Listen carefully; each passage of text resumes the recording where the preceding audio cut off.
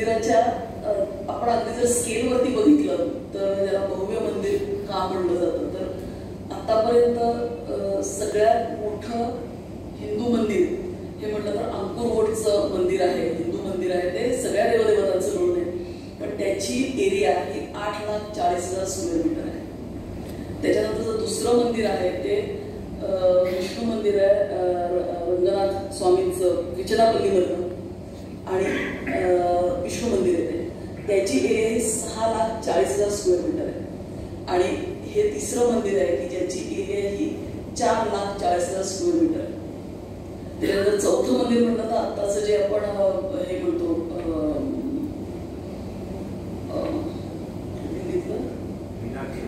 मीनाक्षी अक्षरधामचं मंदिर आहे, 2,30,000 square metre area आहे.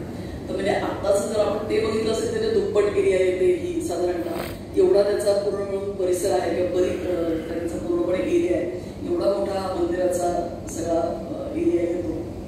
याला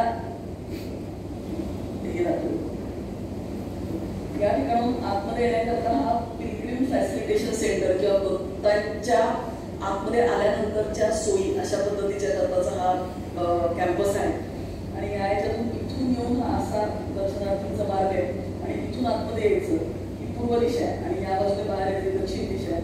या पद्धतीने इथून पुढचं फिरायचं. हा पुढचा परिसर अजून पूर्णपणे डेव्हलप होतोय.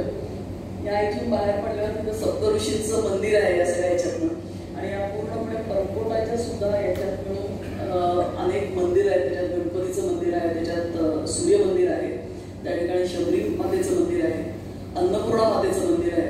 अन्नपूर्णा मातेचं मंदिर म्हणजे तिथं सीता की रसोई म्हणून आधीचं एक ठिकाण होतं, आपण वाचलं असेल कदाचित बऱ्याच ह्याच्यात.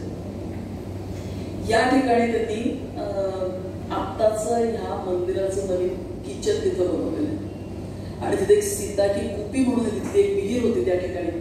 त्या विहिरीचं पाणी आणि ह्या इथल्या या अन्नपूर्णा देवीचं मंदिर मूर्ती त्याच्यावर हे केलेली आहे, त्या मंदिरातून त्या किचन मधूनच तो प्रसाद तिथं तयार होईल आणि तो रामलल्लांना त्याचं नैवेद्य दाखवता येईल अशा पद्धतीची ही तिथल्या एरियातली सोय आहे पूर्णपणे. बाहेरून कुठूनही तिथं आतमध्ये काही गोष्टी येणार नाही अशा पद्धतीने